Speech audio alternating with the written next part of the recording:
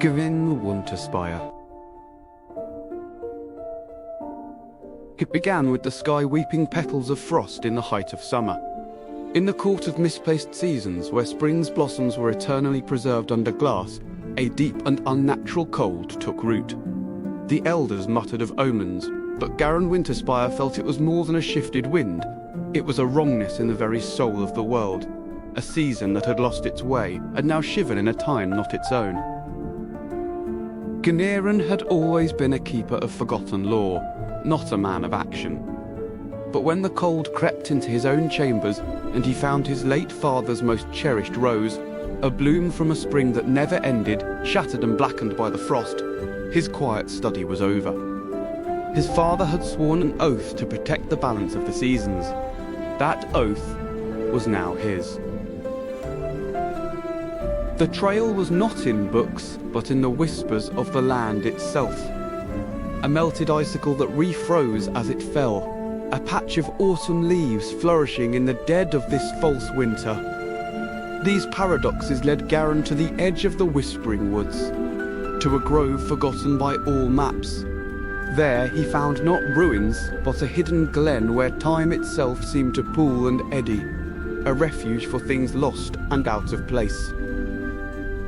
In the heart of the glen, he found the source of the cold, a swirling crystalline vortex of light and frost.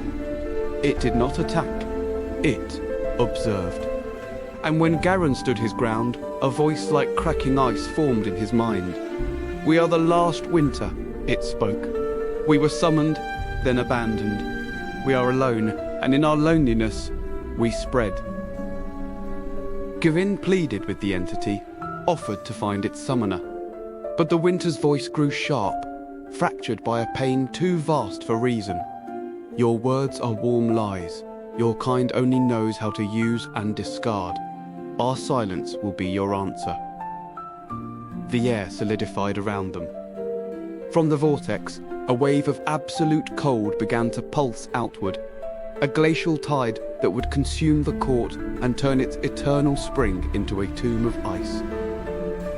Elara, a sharp-eyed archivist who had braved the woods with him, saw a fissure in the entity's core, a moment of vulnerability.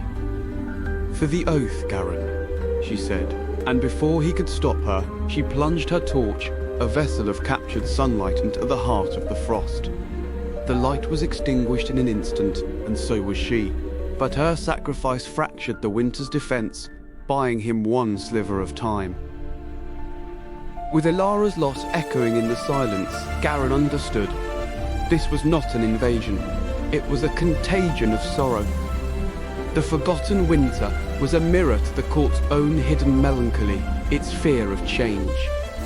He raced against the advancing cold, not to find a weapon, but to decipher the true nature of the threat.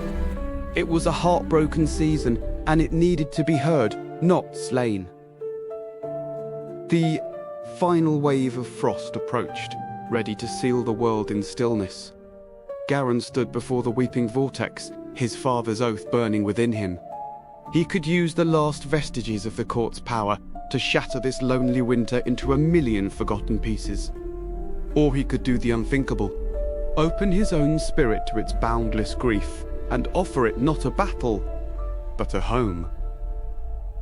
Garran chose empathy. He did not destroy the winter, he welcomed it, and the court of misplaced seasons was forever altered. Now the air holds a crisp, beautiful chill, a permanent autumn that speaks of grace in decay.